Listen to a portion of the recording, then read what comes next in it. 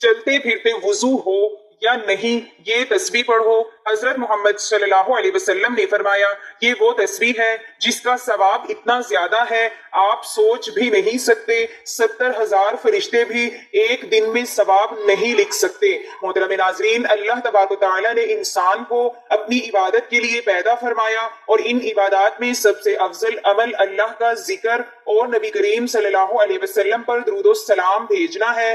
ذکر الہی ایک ایسی نعمت ہے جس سے انسان کا دل منور ہوتا ہے، روح کو سکون ملتا ہے اور مصیبتیں آسان ہو جاتی ہیں۔ قرآن کریم اور احادیث نبویہ صلی اللہ علیہ وسلم میں ذکر الہی کی بار بار تاکید فرمائی گئی ہے، لیکن بعض اذکار ایسے بھی ہوتے ہیں جن کا ثواب اور روحانی اثر اتنا زیادہ ہوتا ہے کہ عام انسان تو کیا 70,000 فرشتے بھی اس کا مکمل احاطہ نہیں کر سکتے۔ آپ صلی اللہ علیہ وسلم کی امت پر اللہ کا کتنا کرم ہے کہ اس نے چھوٹے چھوٹے اذکار اور معمولی سے جملوں میں وہ تاثیر رکھی ہے جو ایک بندے کی دنیا آخرت کو سنوار دیتے ہیں۔ ایسے ہی عظیم اذکار میں سے ایک عظیم تسبیح آپ کو آج کی اس ویڈیو میں بتائی جائے گی، جس کے بارے میں حضور صلی اللہ علیہ وسلم نے فرمایا کہ جو شخص یہ تسبیح پڑھ لیتا ہے اس کا ثواب اتنا زیادہ ملتا ہے کہ انسان سوچ بھی نہیں سکتا اور 70,000 فرشتے بھی ایک دن میں ثواب نہیں لکھ سکتے۔ یہ تسبیح صرف نبی کریم صلی اللہ علیہ وسلم پر درود ہی نہیں بلکہ ایک دعا ہے جو اس بات کا اظہار ہے کہ ہم نبی کریم صلی اللہ علیہ وسلم کی شان کو اپنے الفاظ میں بیان نہیں کر سکتے، تو اے اللہ تو ہی انہیں وہ بدلہ دے جو تیرے علم میں ان کے لائق ہیں۔ اس ایک جملے میں ادب و تعظیم کی وہ بلندی ہے جس پر فرشتے بھی رشک کرتے ہیں۔ آج کے پرفتن دور میں جب انسان صبح سے شام تک دنیاوی مشغولیات میں مصروف رہتا ہے تو ایسے اذکار جو وضو کے بغیر چلتے پھرتے کام کرتے ہوئے بھی کیے جا سکیں وہ ایک نعمت عظمیٰ ہے، اور یہ وہ ذکر ہے جو چلتے پھرتے وضو ہو یا نہ ہو ہر حال میں پڑھا جا سکتا ہے اور اس کا ثواب کبھی ضائع نہیں جاتا۔ ایک حدیث مبارکہ میں نبی کریم صلی اللہ علیہ وسلم نے فرمایا افضل ذکر خفی، سب سے افضل ذکر وہ ہے جو خاموشی اور اخلاص سے کیا جائے۔ علماء فرماتے ہیں کہ یہ تسبیح صرف درود نہیں بلکہ ایک دعا ہے جس میں نبی کریم صلی اللہ علیہ وسلم کی عظمت کا اعتراف ہے اور اللہ تعالیٰ سے ان کی شیان شان بدلے کی درخواست ہے، اور یہ بات یقینی ہے کہ جس دل میں رسول اللہ صلی اللہ علیہ وسلم کی عظمت اور محبت ہوگی وہ دنیا میں بھی کامیاب ہوگا اور آخرت میں بھی۔ ناظرین، اللہ تعالیٰ کی رضا اور رسول اکرم صلی اللہ علیہ وسلم کی محبت ہر مومن کا خواب، ہر متقی کا ہدف اور ہر سچے دل والے بندے کی زندگی کا مرکز ہوتی ہے۔ دنیا کی تمام کامیابیاں، خوشیاں، راحتیں اور عزتیں اگر اللہ کی ناراضگی کے ساتھ ہوں تو محض دھوکہ ہے، اور اگر کوئی فقیر، غریب یا عام انسان اللہ کی رضا اور نبی پاک صلی اللہ علیہ وسلم کی سچی محبت حاصل کر لے تو وہ دنیا آخرت کا کامیاب ترین انسان بن جاتا ہے۔ آج کی اس ویڈیو میں تسبیح کے ساتھ ساتھ ہم یہ بھی جانیں گے کہ اللہ کی رضا کیسے حاصل ہوتی ہے، نبی کریم صلی اللہ علیہ وسلم کی محبت کیسے دل میں اترتی ہے، اور وہ اعمال کیا ہیں جو رب کو راضی کرتے ہیں، رسول عربی صلی اللہ علیہ وسلم کے قرب کا ذریعہ بنتے ہیں۔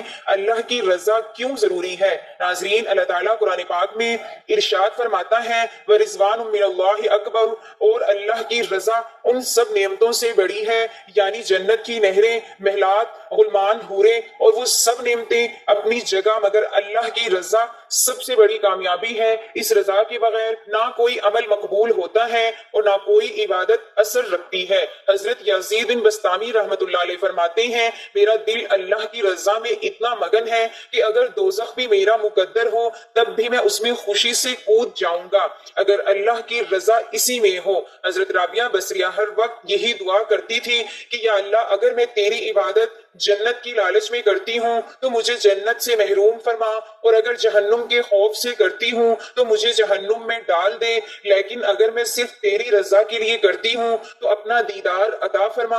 یہی وہ خلوص ہے جو اللہ تعالیٰ کے بندے کو دنیا آخرت میں کامیابی عطا کرتا ہے۔ تو اللہ تعالیٰ کی رضا حاصل کرنے کے لیے انسان کو چند اقدامات کرنے چاہیے۔ اس میں نمبر 1 نیت کی اصلاح۔ حضرت عمر رضی اللہ تعالی عنہ روایت کرتے ہیں رسول اللہ صلی اللہ علیہ علیہ وسلم نے فرمایا اعمال کا دار و مدار نیتوں پر ہے، یعنی اگر آپ کوئی عمل کرتے ہیں صرف اللہ کو خوش کرنے کے لیے تو وہ عمل چاہے چھوٹا ہو وہ مقبول ہو جاتا ہے۔ نمبر 2، فرائض کی پابندی۔ اللہ تعالیٰ نے فرائض کو اپنی رضا کا بنیادی ذریعہ قرار دیا ہے۔ نماز، روزہ، زکوٰۃ، حج، یہ سب اللہ کے قرب کا دروازہ ہے۔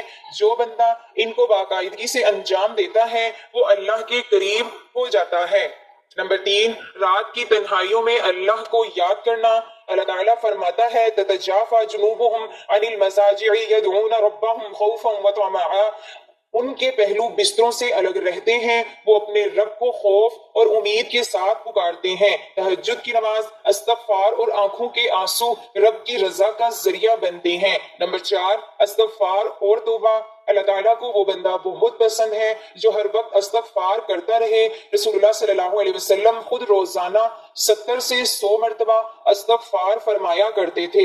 رسول اکرم صلی اللہ علیہ وسلم کی محبت کیوں ضروری ہے؟ اللہ تعالیٰ قرآن پاک میں ارشاد فرماتا ہے قُلْ إِن كُنتُمْ تُحِبُّونَ اللَّهَ فَاتَّبِعُونِي يُحْبِبْكُمُ اللَّهُ، کہہ دیجئے اگر تم اللہ سے محبت کرتے ہو تو میری پیروی کرو، اللہ تم سے محبت کرے گا۔ یعنی اللہ کی محبت کا راستہ رسول اللہ صلی اللہ علیہ وسلم کی محبت اور اطاعت کے بغیر مکمل نہیں ہو سکتا۔ رسول اللہ صلی اللہ علیہ وسلم کی محبت حاصل کرنے کے طریقوں میں سب سے پہلے نبی صلی اللہ علیہ وسلم کی سیرت کا مطالعہ ضروری ہے۔ جتنا زیادہ ہم نبی پاک صلی اللہ علیہ وسلم کی سیرت پڑھیں گے اتنا ہی دل میں آپ صلی اللہ علیہ وسلم کی عظمت اترتی جائے گی۔ سیرت النبی صلی اللہ علیہ وسلم پڑھنا، سننا اور سکھانا محبت نبی کا پہلا قدم ہے۔ اس کے بعد نبی کریم صلی اللہ علیہ وسلم کی محبت حاصل کرنے کے لیے کثرت سے درود پاک پڑھنا چاہیے۔ حضرت انس رضی اللہ تعالی عنہ سے روایت ہے کہ رسول اللہ صلی اللہ علیہ وسلم نے فرمایا جو شخص مجھ پر ایک بار درود بھیجتا ہے اللہ تعالیٰ اس پر 10 رحمتیں نازل فرماتا ہے۔ ہر وقت چلتے پھرتے درود شریف کا ورد کرنا رسول اللہ صلی اللہ علیہ وسلم سے محبت کا مظہر ہے۔ اس سے دل میں نور، زبان پر برکت اور زندگی میں آسانیاں آتی ہیں۔ محبت کا تقاضا یہ بھی ہے کہ محبوب کی ہر بات کو اختیار کیا جائے۔ نبی پاک صلی اللہ علیہ وسلم کی سنتیں جیسے مسواک کرنا، سلام میں پہل، عاجزی، معافی، مہربانی، یہ سب ہماری زندگی میں داخل ہوں تو اللہ اور اس کے رسول صلی اللہ علیہ وسلم کی محبت بھی ہمارے دل میں پختہ ہوتی چلی جاتی ہے۔ جو شخص نبی پاک صلی اللہ علیہ وسلم سے محبت کرتا ہے وہ ان سے دشمنی رکھنے والوں سے برات بھی کرتا ہے۔ یہ ایمان کا تقاضا ہے۔ نبی کریم صلی اللہ علیہ وسلم کی شان میں گستاخی کرنے والوں سے نفرت اور ان کے خلاف رد عمل ایمان کا جز ہے۔ حضرت ثوبان رضی اللہ تعالی عنہ نبی پاک صلی اللہ علیہ وسلم کے آزاد کردہ غلام تھے جنہیں آپ صلی اللہ علیہ وسلم سے شدید محبت تھی۔ ایک دن بہت غمزدہ نظر آئے۔ رسول اللہ صلی اللہ علیہ وسلم نے وجہ پوچھی تو عرض کیا یا رسول اللہ صلی اللہ علیہ وسلم جب آپ کی زیارت نہیں ہوتی تو دل بے چین ہو جاتا ہے، اور قیامت میں اگر جنت میں بھی چلا گیا تو آپ کا مقام بلند ہوگا، مجھے تو دیدار بھی نصیب نہ ہوگا۔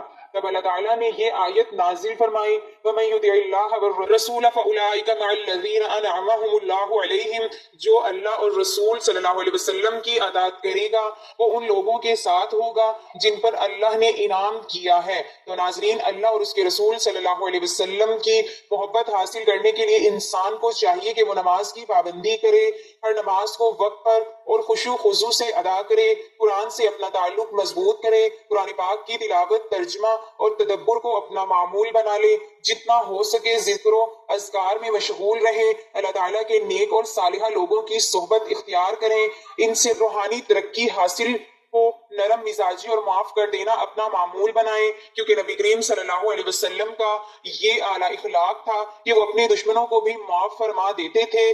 قل کے خدا کی خدمت کو اپنا و تیرا بنائے اللہ کی رضا کا عظیم دروازہ ہے اور رسول پاک صلی اللہ علیہ وسلم کی سنت بھی ہے۔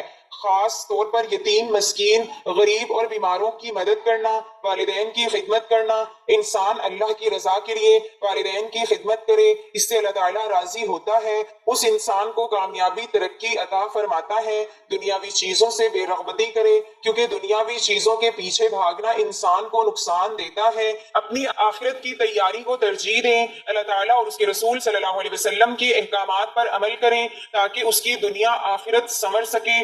جو جو شخص اپنی زندگی کا مقصد اللہ کی رضا اور رسول اللہ صلی اللہ علیہ وسلم کی محبت بنا لیتا ہے، اس کی زندگی باوقار، باعزت، کامیاب اور روحانی خوشیوں سے بھری ہوتی ہے۔ وہ ہر غم، مصیبت، پریشانی کو برداشت کرتا ہے کیونکہ اسے معلوم ہوتا ہے کہ اس کا رب اس سے راضی ہے، اور جس پر رب راضی ہو جائے اس سے بڑی کوئی نعمت نہیں۔ ہماری آج کی ویڈیو میں جو تسبیح آپ کو بتائی جائے گی وہ تسبیح بھی اللہ اور اس کے رسول صلی اللہ علیہ وسلم کی محبت حاصل کرنے کا بہت ہی بہترین ذریعہ ہے۔ یہ تسبیح صرف چند الفاظ پر مشتمل ہے کیونکہ اس کا مفہوم، روحانی اثر اور اجر بے حساب ہے۔ یہ نہ صرف نبی اکرم صلی اللہ علیہ وسلم سے محبت کا اظہار ہے بلکہ اللہ تعالیٰ سے اس محبت کا انعام مانگنے کی بھی درخواست ہے۔ سورۃ احزاب میں ان اللہ وملائکتہ یصلون علی النبی یا ایھا الذین آمنوا صلوا علیہ وسلموا تسلیما، بے شک اللہ اور اس کے فرشتے نبی پر درود بھیجتے ہیں، اے ایمان والو تم بھی ان پر درود اور خوب سلام بھیجا کرو۔ سورۃ توبہ میں ہے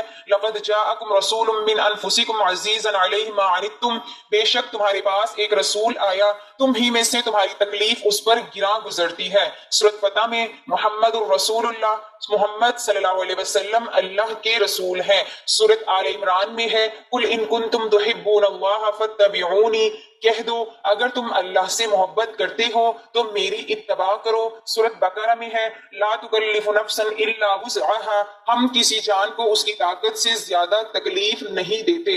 سورۃ حجرات میں یا ایھا الذین آمنوا لا ترفعوا اصواتکم فوق صوت النبی، اے ایمان والو اپنی آوازیں نبی کی آواز پر بلند نہ کرو۔ سورۃ نجم میں آتا ہے وما یبتغ عن الہوی ان هو الا وحی یوحی، اور وہ اپنی خواہش سے کچھ نہیں بولتے، یہ صرف وہی ہے جو ان پر نازل کی جاتی ہے۔ سورۃ نساء میں بھی من یطع الرسول فقد اطاع اللہ، جس نے رسول کی اطاعت کی اس نے اللہ کی اطاعت کی۔ ناظرین محترم، وقت کی نزاکت کو مد نظر رکھتے ہوئے چلتے ہیں آج کے عمل کی جانب، اور آپ کو بتاتے ہیں وہ تسبیح جس کے بارے میں حضور صلی اللہ علیہ وسلم نے فرمایا کہ اس کا ثواب اتنا زیادہ ہے کہ آپ سوچ بھی نہیں سکتے۔ 70,000 فرشتے بھی اس کا ثواب لکھتے لکھتے تھک جاتے ہیں۔ تو آپ اس تسبیح کو کسی بھی وقت کر سکتے ہیں، جب جہاں جیسے آپ کو وقت مل جائے آپ اس تسبیح کا عمل کر سکتے ہیں۔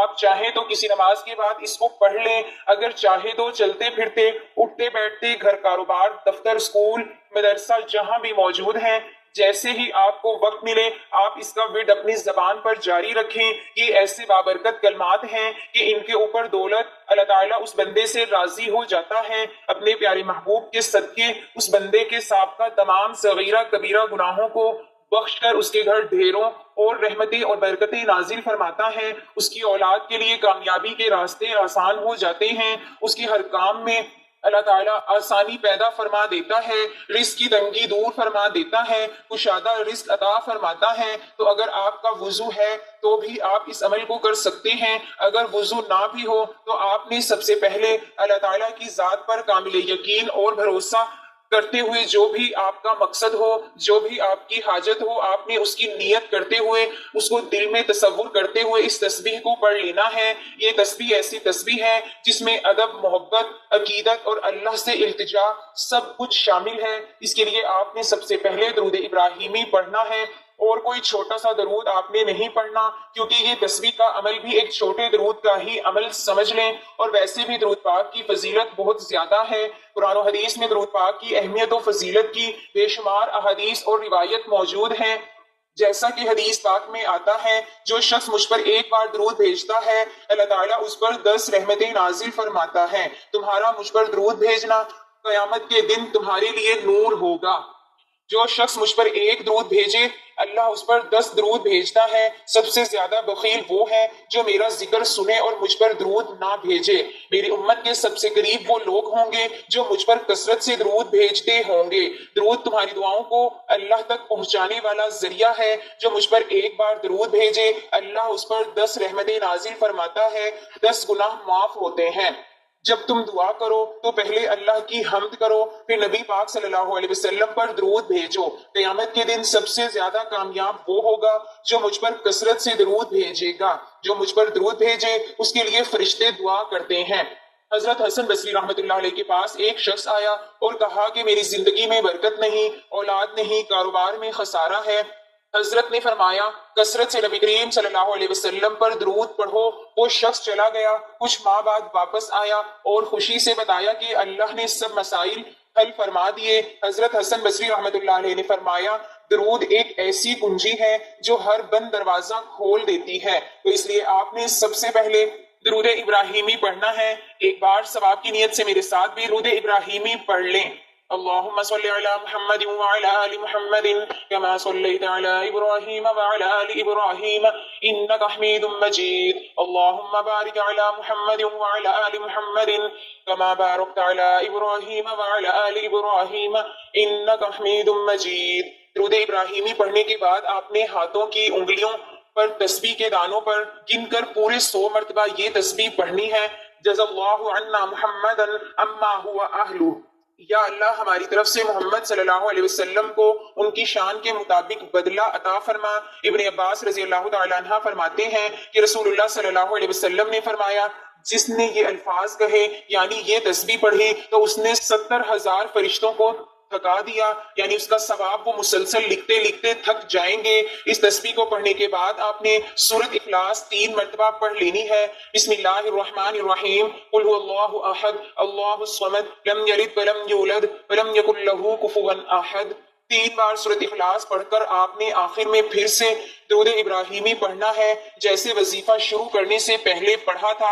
اس تسبیح کو آپ لازمی پڑھیں، صبح و شام پڑھیں، اپنی زندگی کا حصہ بنا لیں، کیونکہ اس تسبیح سے دل کی سختی دور ہوتی ہے، گناہوں کی معافی کا ذریعہ ہے، نبی کریم صلی اللہ علیہ وسلم کی شفاعت حاصل ہوتی ہے، دنیاوی حاجات پوری ہوتی ہیں، قبر کا عذاب ختم ہوتا ہے، قیامت میں سایہ مہیا ہوتا ہے، اللہ کی محبت نصیب ہوتی ہے، رزق میں برکت آتی ہے، دعائیں قبول ہوتی ہیں، جنت میں نبی کریم صلی اللہ علیہ وسلم کا قرب نصیب ہوتا ہے۔ تو اس چھوٹے سے درود پاک کو یاد کر لیں، جب بھی نماز پڑھیں نماز کے بعد 1 بار 2 بار 3 بار یا 100 بار بھی آپ پڑھ سکتے ہیں۔ انشاءاللہ آپ کی زندگی بدل جائے گی، اللہ آپ کے گھر میں نبی صلی اللہ علیہ وسلم کے صدقے اپنی رحمتیں برکتیں نازل فرمائے گا، آپ کے رزق میں برکت عطا فرمائے گا، آپ کی دعاؤں کو قبول فرمائے گا انشاءاللہ۔ تو آپ اس عمل کو لازمی کریں، اسے شیئر کریں، ویڈیو کو لائک، چینل کو سبسکرائب کریں۔ دعا ہے کہ اللہ تعالیٰ نیکی کی بات کو سننے سمجھنے اور اس پر عمل کرنے کی توفیق عطا فرمائے، میرا سنانا اور آپ کا سننا اپنی بارگاہ میں قبول و منظور فرمائے، آمین۔ ناظرین گزارش ہے کہ اللہ تعالیٰ کے 99 ناموں میں سے کوئی ایک نام لکھ کر کمنٹس میں ضرور شیئر کریں۔ اللہ تعالیٰ ہم سب کا حامی و ناصر ہو، آمین۔ جزاک اللہ۔